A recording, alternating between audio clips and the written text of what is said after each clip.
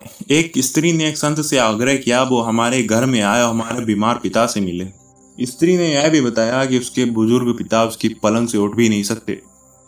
संत ने बेटी के आग्रह को स्वीकार कर लिया और कुछ समय बाद जब संत घर आए तो उसके पिताजी पलंग पर दो तकियों पर सिर रखकर लेटे हुए थे और एक खाली कुर्सी पलंग के पास पड़ी थी।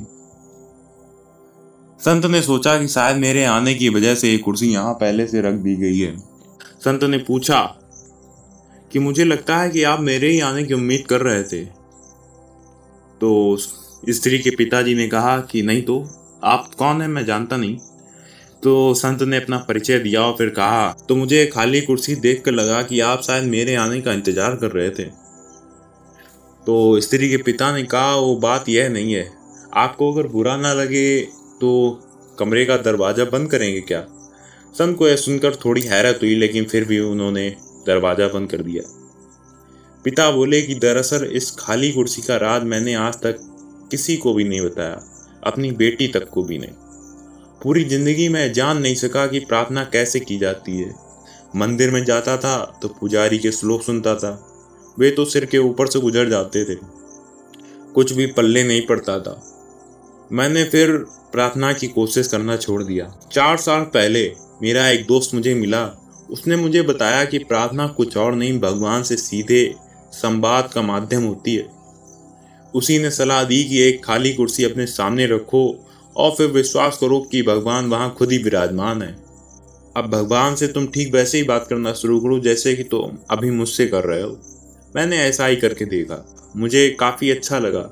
फिर तो मैं रोज़ 2-2 घंटे ऐसा करके देखने लगा, लेकिन मैं ये ध्यान रखता था कि मेरी बेटी कभी मुझको ऐसा करते देख ना ले, क्योंकि मुझे डर था कि अगर वह देख लेती तो शायद मुझे पागल समझने लगती और परेशान हो जाती, या फिर वह मुझे मनोचिकित्सक के पास भी ले जाती।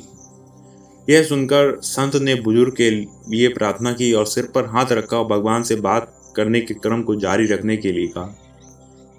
संत को उसी दिन 2 दिन के लिए बाहर जाना था, इसीलिए वे विदा लेकर चले गए। 2 दिन बाद बेटी का फोन संत के पास आया कि जिस दिन पिताजी आपसे मिले थे, पिताजी की उसी दिन कुछ घंटों बाद मृत्यु हो गई। संत ने पूछा कि उन्हें प्राण छोड़ते वक्त कोई तकलीफ तो नहीं हुई।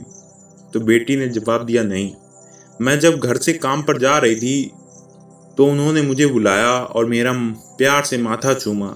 यह सब करते हुए उनके चेहरे पर ऐसी शांति थी जो मैंने आज से पहले कभी नहीं देखी।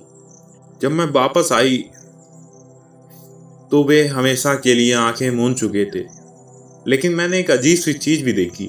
तो संत ने पूछा कि ऐसा क्या देख लिया तुमने।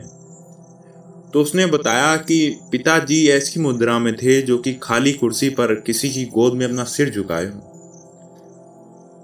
तो उसने पूछा, संत वो क्या था। यह सुनकर संत की आंखों से आंसू बह निकले। वह बड़ी मुश्किल से बोल पाया कि काश मैं भी जब इस दुनिया से जाऊं तो ऐसे ही जाऊं। तुम्हारे पिताजी की मृत्यु भगवान की गोद में हुई है। उनका सीधा संबंध भगवान से था। उनके पास जो खाली कुर्सी थी उसमें भगवान बैठते और वे सीधे उनसे बात करते थे। उनकी प्रार्थना में इतनी ताकत थी कि भगवान को उनके पास आना पड़ता था। तो दोस्तों, इसी के साथ ही फोन कट जाता और कहानी भी यहीं खत्म हो जाती है।